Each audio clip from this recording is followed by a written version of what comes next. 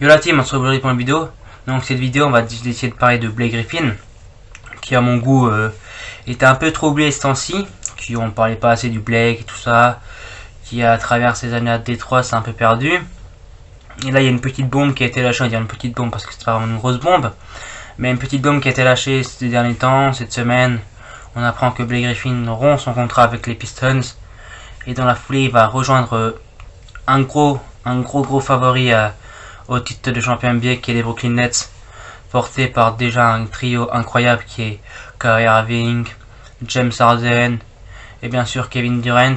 À ça, il n'arrive pas dans l'inconnu parce qu'il rejoint à l'Inter, rejoint son pote DeAndre Jordan avec qui il a joué pendant longtemps. Donc ça ici, c'est déjà pas trop mal, et donc il est déjà perdu, il connaît déjà ses bases et tout ça.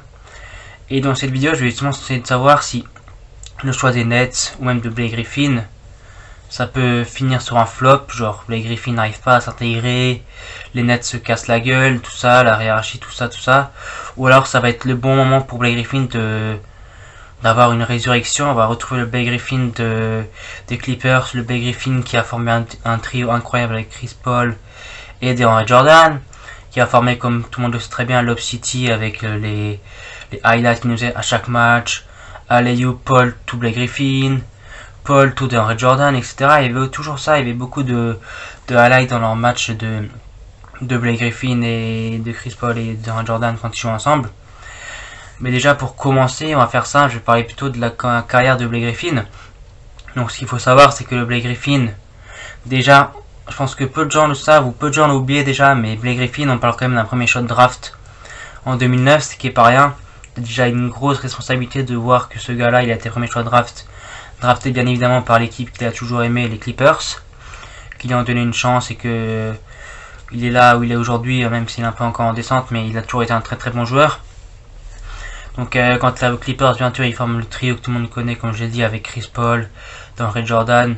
Ce trio-là, il a fait des ravages dans la conférence Ouest.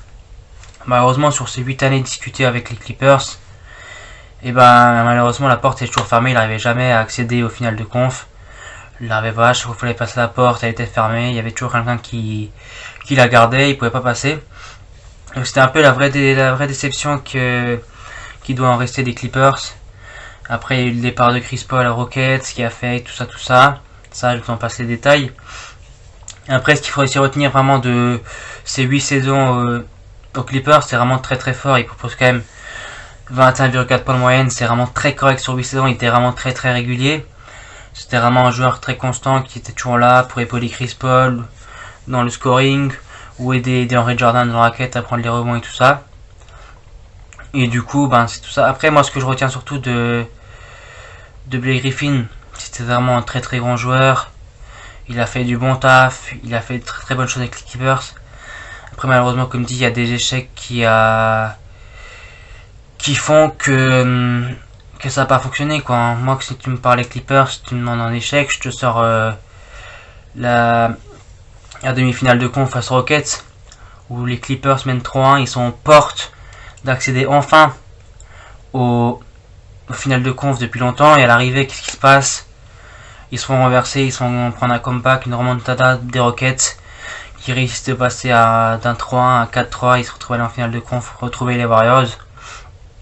Donc c'est là où vraiment tu te dis que cet échec-là, il a quand même fait très très mal aux Clippers. Donc il restera encore gravé dans la tête et dans les souvenirs malheureusement des fans des Clippers. Et peut-être aussi de Blake Griffin, mais du coup oui voilà, c'est un échec cuisant et voilà. Après, il est parti à Détroit. Et Détroit, il a joué vraiment 4 saisons. Il a fait de bonnes choses. De très très bonnes choses même. Et malheureusement, comme je viens de voir, comme on peut le voir, il a joué que 4 saisons. Mais sur ces 4 saisons discutées sous les ordres de Dwayne Casey notamment, il en a joué une vraiment très complète. Sinon, le reste, c'est même pas 40 matchs discutés. C'est même pas un match sur deux qu'il a discuté. Il a eu beaucoup de problèmes de blessures. On sait que c'est un joueur qui a eu beaucoup de problèmes de blessures, surtout au niveau des genoux. C'est un joueur très fragile des genoux qui peut facilement se blesser. Il est vraiment très très fragile. C'est quasiment un Eddie, sauf que Eddie c'est un poil, je trouve Eddie c'est un poil moins fragile. Je trouve que Blake Griffin c'est quand même très très fragile. Il a eu beaucoup de blessures et tout ça, donc ça fait qu'il a un peu perdu son niveau, qu'il régresse un peu. Et quand je pense à Blake Griffin, je peux pas me dire, je peux pas ne pas penser non plus à un joueur comme DeMarcus Cousins. Pour moi, c'est les mêmes joueurs. C'est des joueurs qui étaient incroyables, qui étaient All-Star, qui étaient quasiment franchise player d'une équipe, et qui à l'arrivée là actuellement sont peut-être moins pour Blake Griffin, et pour DeMarcus Cousins sont au fond du trou. On n'en parle plus. DeMarcus Cousins, personne n'en parle. Il s'est fait couper il y a pas longtemps par les Rockets. Le gars, je dirais pas qu'il est finito, mais il est au bord du gouffre, quoi. Il est quasiment à l'oubliette. C'est un peu comme Isaiah Thomas où j'ai fait une vidéo il y a pas longtemps. C'est la même personne. Il y a des transferts, il y a des équipes, il y a des trades qui peuvent changer une carrière d'un joueur. Dans le bon terme comme dans le mauvais terme. Je peux très bien te parler de trades comme Brandon Ingram qui quitte les Lakers pour aller aux Pelicans. Là, le gars, Brandon Ingram, c'est un MIP, il fait des trucs incroyables, il porte les Pelicans avec Zion et tous les autres. Ce trade-là, ça l'a changé, ça l'a mis en valeur. Tu regardes Isaiah Thomas, il s'est fait trade à Cleveland contre Kyrie Irving. Déjà, les deux, ça va fitter, parce que Kyrie Irving, il a fait de la merde à Boston. Et Isaiah Thomas, avec ses problèmes de dos, ça a déchanté vite fait, et à l'arrivée, ça a fait un gros flop des deux côtés, donc à l'arrivée, plus Isaiah Thomas, on a pris pour sa gueule, et c'est un peu perdu. Bref, c'est pas le sujet, mais il faut vous dire qu'il y a des joueurs comme ça qui se perdent en faisant un trade. Et des trucs comme ça. Après, Blake Griffin aussi, on le retient beaucoup parce que c'est un gros dunker. Quand je te dis Blake Griffin, tu penses forcément au concours dunk 2011. On a tous cette image en tête. On voit Blake Griffin dunker au-dessus d'une voiture. C'est vraiment l'image qui restera un peu pour un concours dunk. Ça a quand même marqué beaucoup de gens, mais cette image était vraiment incroyable. Tu vois, il se ramène la voiture. Et derrière, il va te dunker au-dessus de la voiture. Il n'y a rien à dire, c'est parfait. Il méritait son titre ce jour-là. Donc franchement, c'est un bon joueur. Après, sûr, c'est un joueur bon à voir parce qu'il te propose plein de bonnes choses. Il te régale en faisant les dunks et tout ça. Donc c'est vraiment plaisir. Et du coup, maintenant, on va parler des Nets et de Blake Griffin. Déjà, ce qu'il faut savoir, c'est que c'est Blake Griffin qui a rejoint les Nets après avoir rompu son contrat chez les Pistons. Donc déjà, il y a des rumeurs comme quoi qui ont dit que c'est Kevin Durant qui était venu chercher Blake Griffin pour l'obliger à rejoindre les Nets, qui avaient besoin d'un poste 4 quand même bien imposant à l'intérieur, parce que franchement, à part DeAndre Jordan, c'est sûr qu'à l'intérieur c'était pas foufou, hein. On avait Kevin Durant, mais bon, après c'est pas un poste 4 de métier, donc il faisait pas trop le taf. Donc les temps-ci en plus il est blessé, donc faut faire avec. Après aussi, comme j'ai dit, évidemment, il rejoint les Nets, et les Nets, leur pivot actuel c'est un certain DeAndre Jordan. Donc DeAndre Jordan, Blake Griffin le connaît un peu mieux, il le connaît beaucoup, ils ont joué quand même beaucoup de temps ensemble. Donc je pense que la relation va reprendre du bon feeling, ils se connaissent très bien, ils se respectent beaucoup. Blake Griffin il respecte beaucoup Kevin Durant et les autres joueurs des Nets. Donc franchement, je pense que pour moi, il risque peut-être de bien s'intégrer. Après, le tout c'est de savoir comment il va revenir. Est-ce qu'il va revenir à 100%? Est-ce qu'il va pas revenir à 100%? Est-ce qu'il va être blessé?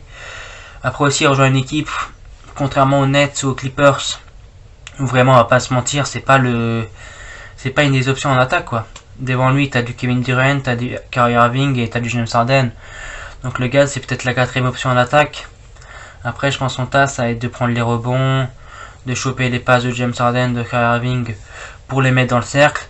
C'est vraiment un rôle qu'il va devoir assurer, il va devoir prendre tous les rebonds, défendre sur les postes 4 costauds dans les grosses équipes. Quand je dis poste 4, forcément, quand on veut jouer les titres, quand on veut jouer le titre de champion, quand on veut être champion, les postes 4, à l'est comme à l'ouest, t'en as beaucoup.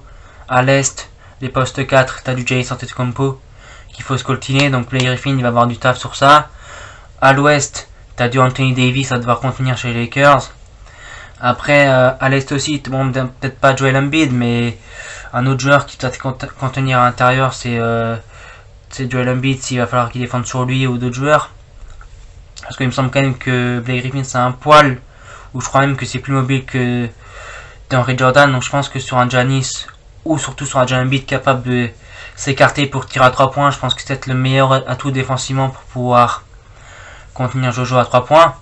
Mais après, il faut voir. Après aussi, il tombe dans une équipe où tu as des grands joueurs capables de le faire briller. Tu as James Harden, le meilleur passeur de la ligue, qui te donne 11 passes décisives par match. Donc tu peux te dire que franchement, sur ces 11, je pense qu'il en restera quelques-unes au bon petit Blake. Il dit: oh Blake, coupe-moi ça, je te fais une passe, tu dunk, tranquille mon pote. Donc vraiment non, je pense qu'on peut avoir des bonnes choses. Après comme dit, il faut voir le premier match avec les Griffins et les Nets. Je sais pas exactement quand est-ce qu'il va aller son premier match, mais je pense qu'il y a beaucoup de monde qui vont le regarder et qui vont avoir un œil très important sur le match de Blake Griffin. Déjà pour savoir, comme dit, si le mec qui sera à la hauteur des attentes placées en lui, si le mec il pourra assurer un rôle incroyable, et surtout si le mec il aura un rôle honnête pour pouvoir, déjà pour lui individuellement enfin accéder à une finale de conf, et pourquoi pas encore plus incroyable, choper une bague de champion NBA qu'il attendait tant. Donc c'est plein de choses qui font que beaucoup de gens vont avoir des yeux rivés sur Blake Griffin et sur les Nets cette saison, qui déjà ont fait forte affaire en chopant James Harden aux Rockets. Donc ça a déjà fait une grosse bombe lâchée dans la NBA. Alors si en plus tu récupères Blake Griffin, tu vas avoir un 5 sur le papier qui est plus que... Enfin, si je me trompe pas, on a quasiment 4 voire 5 All-Stars sur le terrain. Parce que KD était All-Star, James Harden All-Star, Irving aussi, Griffin aussi. Il me semble même que dans Ray Jordan, il y a une possibilité qu'il était All-Star. Donc ça se peut qu'on ait 5 All-Stars sur le terrain. Ce qui est vraiment plutôt alléchant sur le papier et qui vraiment peut faire des étincelles et comme j'ai dit, peut-être faire renaître Blake Griffin et peut-être revoir enfin le Blake Griffin que tout le monde voulait revoir, c'est-à-dire le Blake Griffin des Clippers, le Blake Griffin leader, le Blake Griffin qui défendait, qui te faisait des dunks incroyables, qui te chopait des ballons, qui te les mettait dans le cercle. Bref, le Blake Griffin que tout le monde aime, le Blake Griffin que tout le monde a aimé, que tout le monde kiffait regarder jouer, et le Blake Griffin que beaucoup de gens ont perdu ces dernières années suite à son départ à Détroit, ses blessures, le fait qu'on n'en parle plus beaucoup. Bref, je pense que là, les fans de Blake Griffin, ils vont être servis avec sa signature Nets.